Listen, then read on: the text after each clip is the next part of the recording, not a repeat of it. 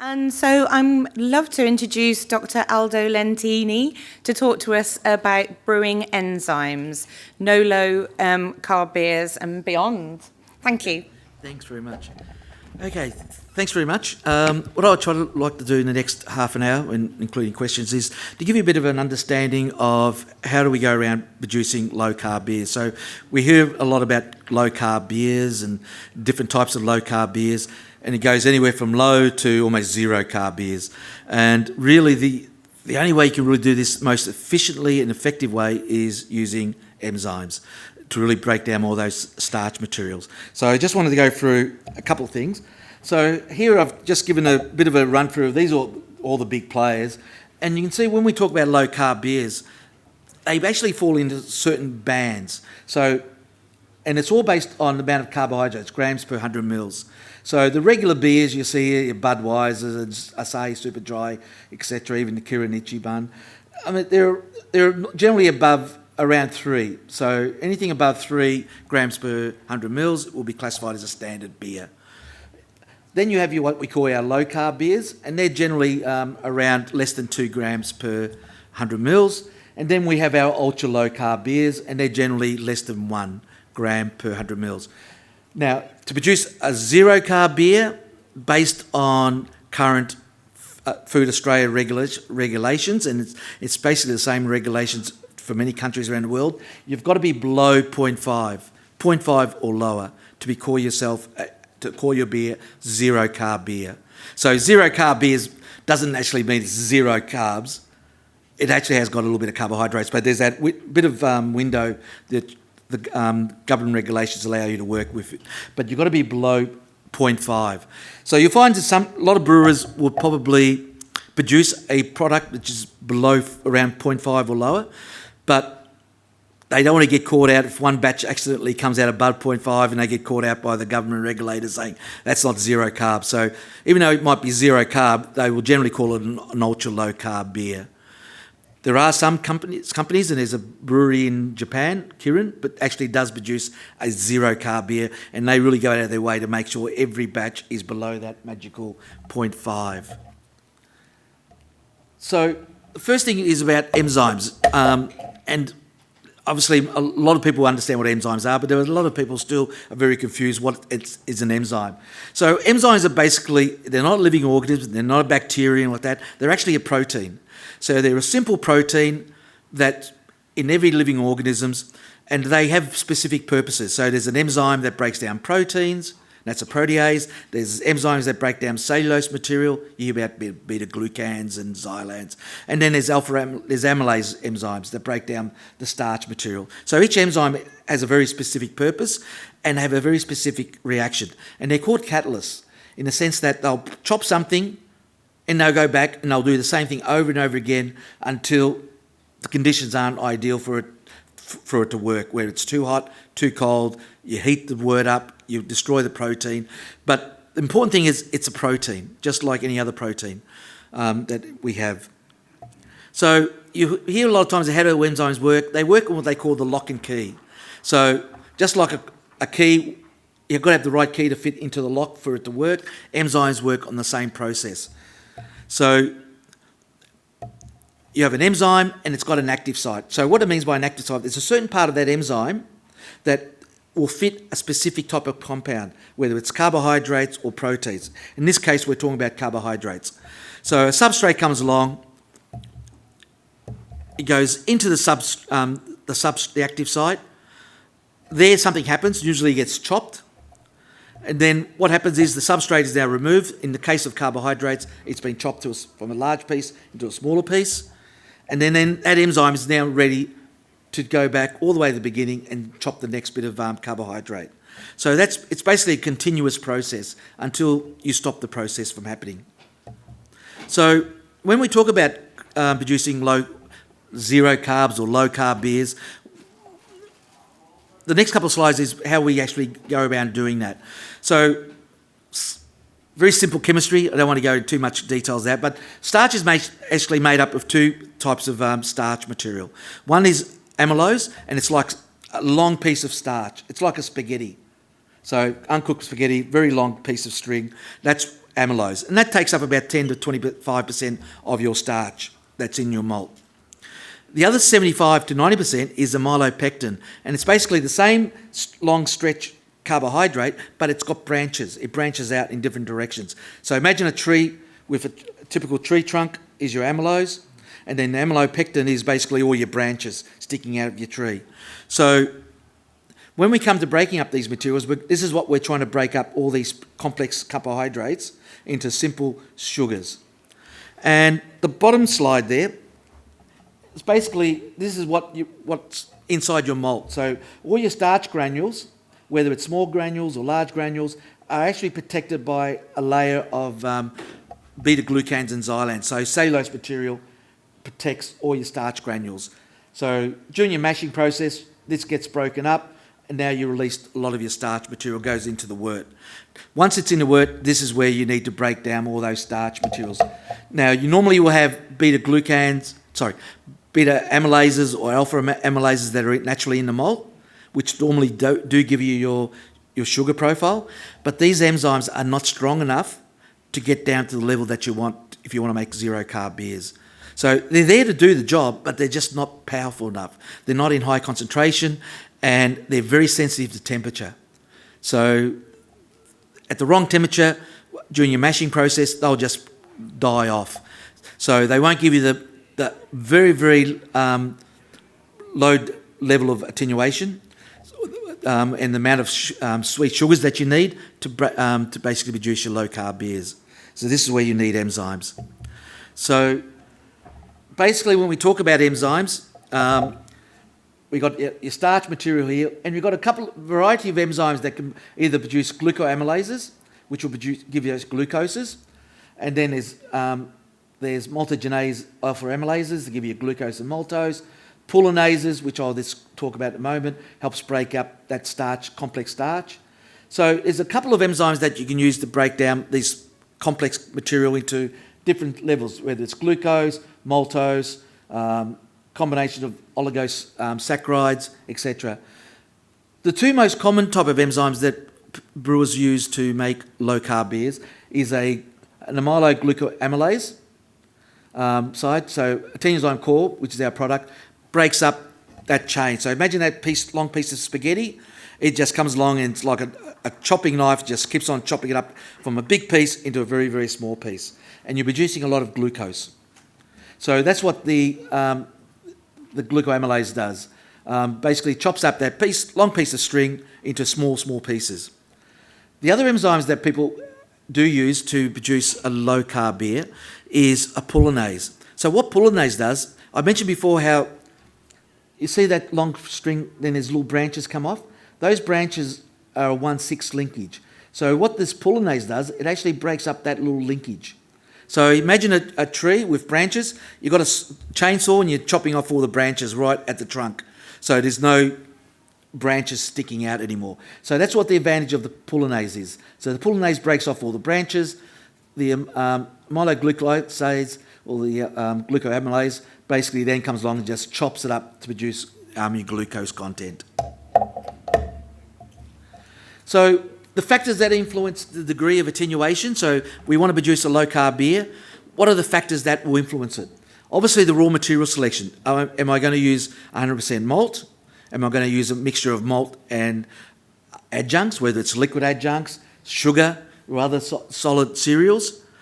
Commonly, for people who are producing a very low carb beer, or zero carb beer, you'll find they'll normally use a mixture of malt and a high level of liquid adjuncts or sugar, because it just gives more chance to get that carbohydrate level down when you ferment it.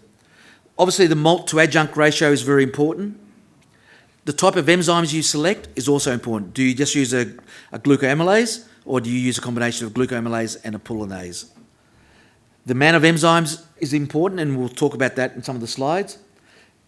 A lot of brewers will use just one, but some brewers will use a combination of both glucoamylase and polynases in trying to get down.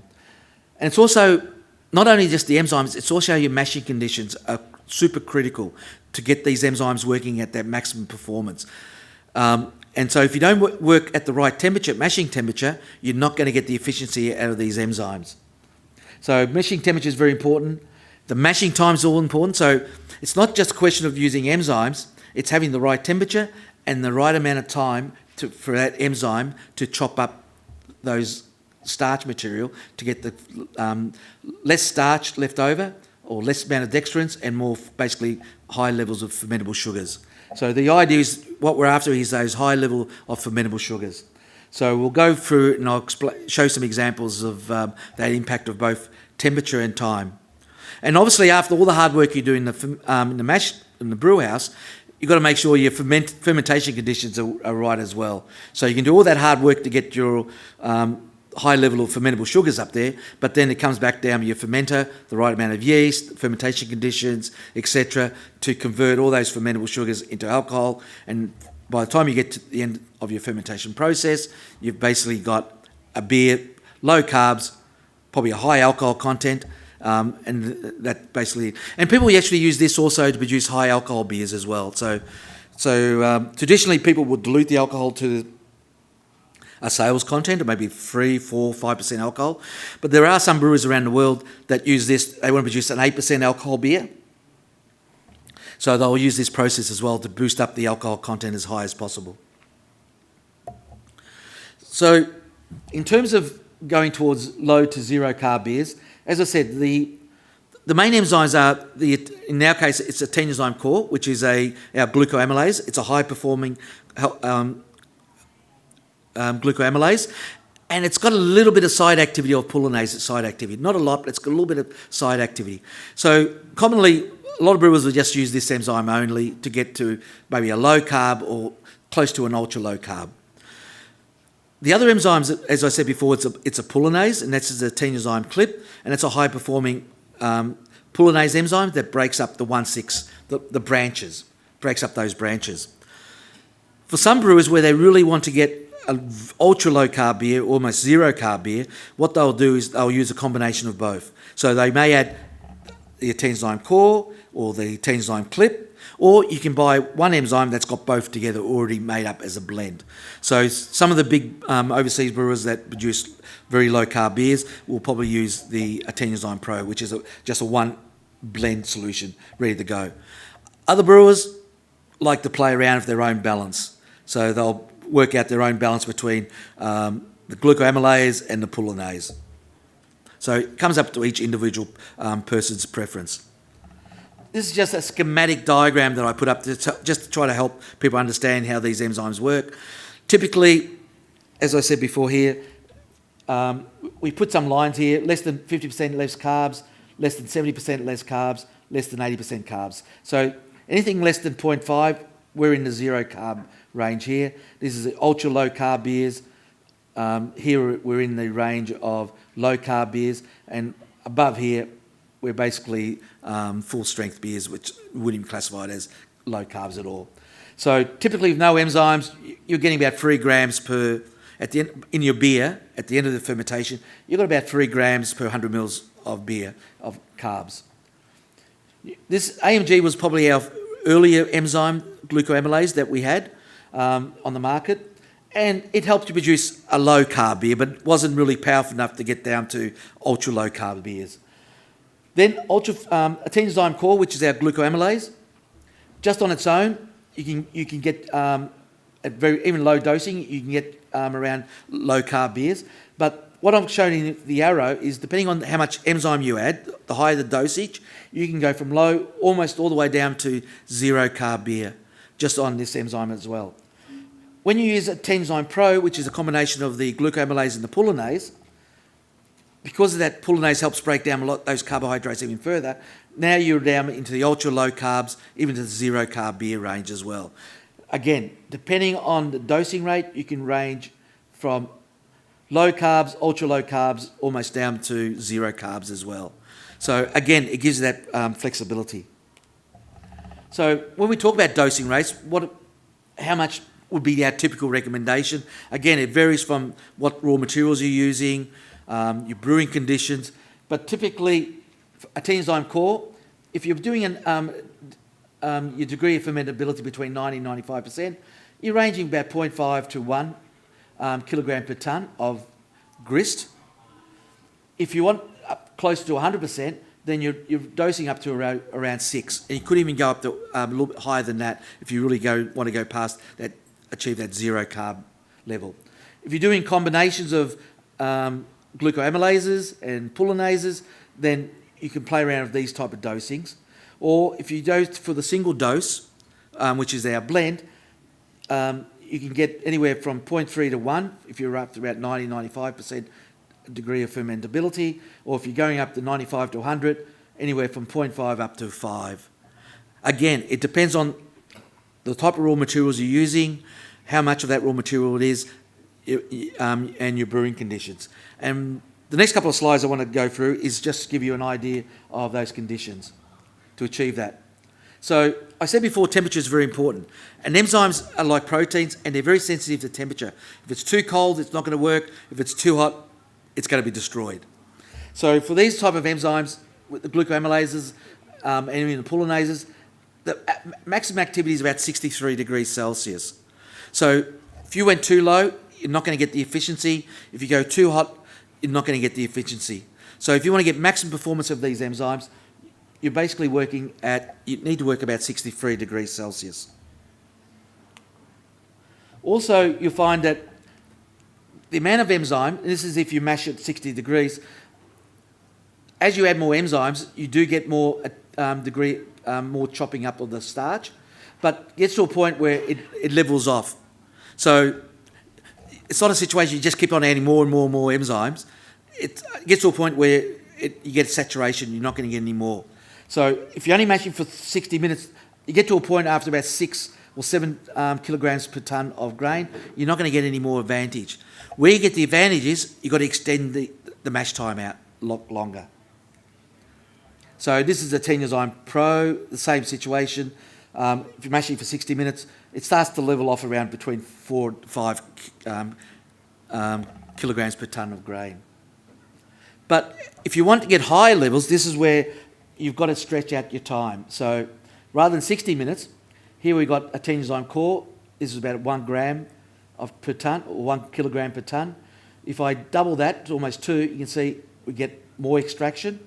And the longer I leave it, the more you're going to get lower and lower and lower levels of starch and more fermentable sugars. So obviously this is lower dosing, but so the higher the dosing, you're going to get higher and higher and higher. So it's a combination of not just the amount of enzyme you're using, but the time factor that you need. So in summary, just to give you an understanding of trying to get the level that you want, obviously the malt to adjunct ratio is very important, and the type of adjunct you use. Mashing time is also critical. Some people say between 61 to 65, but really to get the maximum performance, you've got to mash at 63 degrees. And the mash time, it could be anywhere between 60 to 120 minutes, but I do know that, for example, some overseas brewers in North America that produce basically almost a 0 carb beer, they actually mash out to 240 minutes because they really want to make sure they break up the starch as much as possible. So you're ranging anywhere between 60 to 240, so an hour to 4 hours of mashing. And the longer the time, the more higher the degree of fermentability you're going to get. Obviously, the enzyme selection is also important, whether you just go for the glucoamylase or you want to combine it with the pullinase, or have a solution that has both of these combined together, which is the Enzyme Pro, which obviously is going to perform a lot better than just the Enzyme Core as well. So it's also a cost factor as well. So that's probably going to be a lot more cost effective than if you're using a high level of core. Now, and obviously in the end, it's also the dosing rate. Now, I've come to the end of the talk, but basically a lot of this was based around adding enzymes to the mash. There are companies that do add the glucoamylase into the fermenter, so you can actually do it in the fermenter as well. So there are some breweries that prefer to add this glucoamylase into the fermenter. I'll only say if you do that, make sure you're out to produce a very low carb beer, because this enzyme, if added to the fermenter, it's not going to be knocked out during pasteurisation. It's still going to be slightly active. So if you don't knock out all your carbohydrates in the fermenter, and there's still a lot of carbohydrates left over, with time, people have noticed that the beers can become slightly sweet in taste. So the sweetness will slowly increase. So if you package your beer, you're only producing a low-carb beer, and there's still a lot of complex carbohydrates left over. This enzyme is still going to be slightly active. So even though you packaged it, with time, the beer will slowly get a little bit sweeter as well. So just something to consider if you want to do that. If you add it to the fermenter, then you're looking at dosing rates between 2 grams to 5 grams per hectolitre, approximately. That's usually the range, adding it to the fermenter. So you've got choices, either the brewhouse or the actual fermenter. Okay, so that's the end of the talk. Anytime anyone wants to contact me, I'm actually based in Malaysia, because I look after the Asia Pacific region for Novozymes, from Japan all the way down to Australia. So you can contact me at any time. So I give advice not only in enzymes but just general brewing issues. I've had 35 years in the brewing industry, so a lot of knowledge I love to share. But either contact me directly or you can contact Jan, who's our technical sales rep for Australia. He has a good understanding of these things, but anything more complex, he'll get back to me as well. And we're also located with the Beerco stand. So our products at the moment for Australia are being sold through Beerco. So if you get a chance, talk to Dermot. There he is there. Dermot's more than happy to have a chat with you and recommend the right type of enzymes for you. And just want to let everyone know too that we pack them down into 1 kilogram and 5 kilo sizes.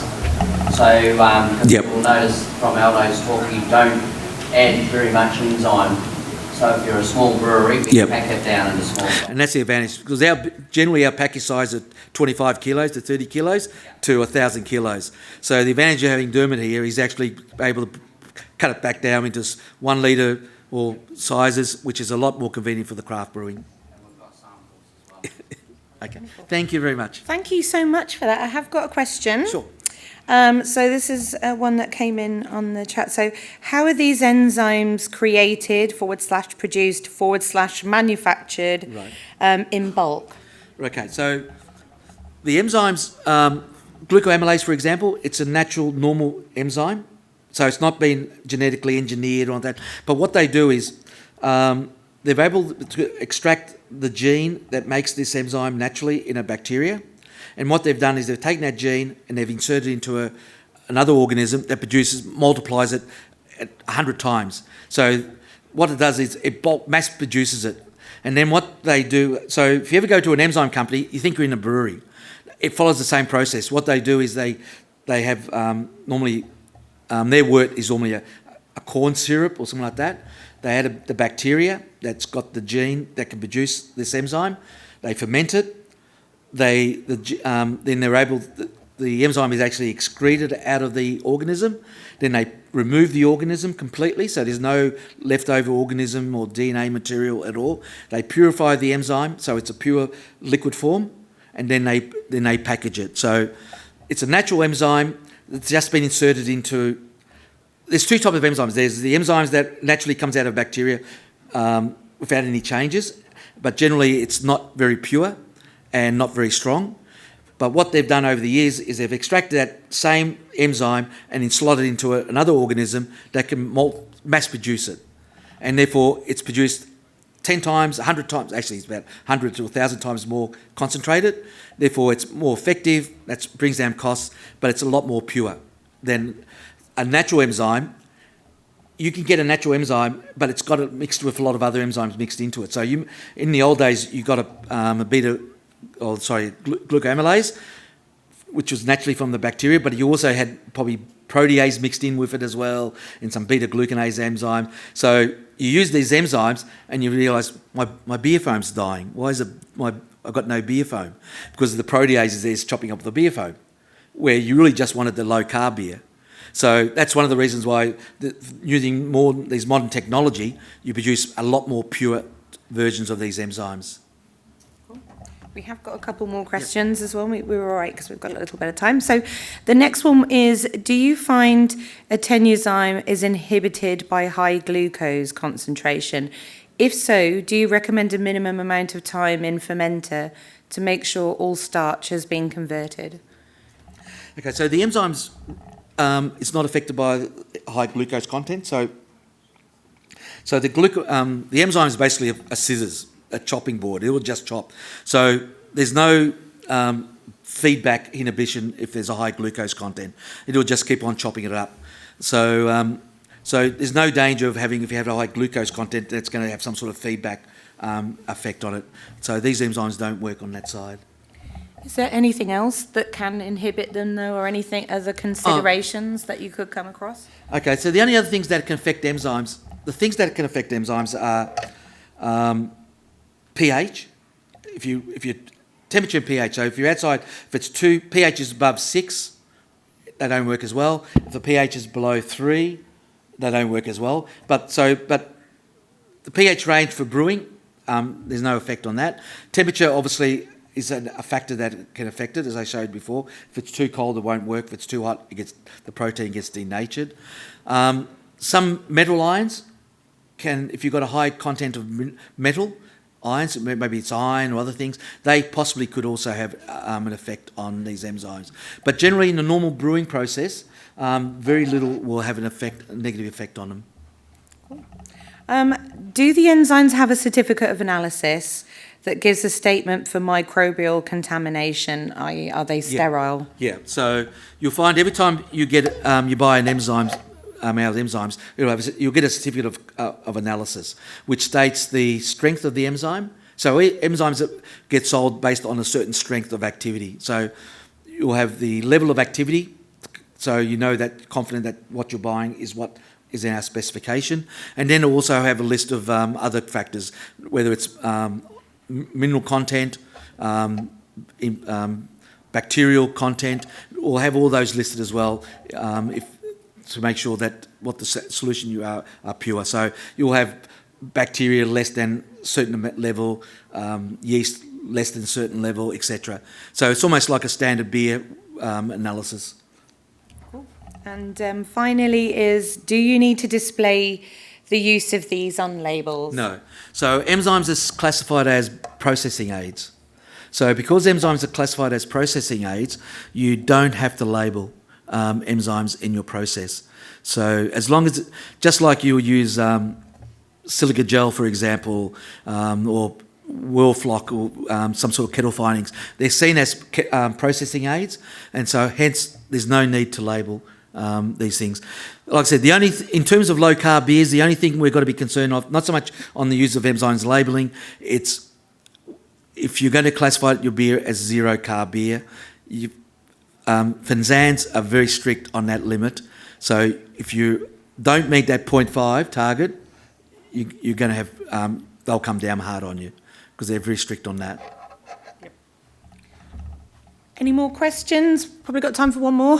Yeah, so mashing at 63 degrees and then adding the enzymes, I'm assuming it's going to dry the beer out sort of pretty well. Any thoughts on how to add a bit of body and mouthfeel to the beer without? Yeah, that's always the dilemma with low carb beers, is that you basically break down all your carbohydrates. So if you're using an ultra low carb beer, your end product's going to be very, very thin. So if you want to produce a low carb beer rather than ultra low carb beer, then controlling that the time factor will at least leave some residual body in there as well. But one of the biggest issues people have always talked about with ultra low carb beers is that lack of body at the end, and hence you'll see the most popular type of beers around the world that have flavour added to it, like lemon and lime, etc., are generally the low carb beers, because a low carb beer will be very thin in taste. So to give some extra flavour or body back into it, you'll see a lot of breweries will add flavours back into it just to hide that watery taste, best way to describe it. But that's always been one of the negatives of low carb beers or ultra low carb beers, is no body, and you're reliant on just the alcohol effect for warming. Well, thank you ever so much, Aldo. That was amazing. And round of applause.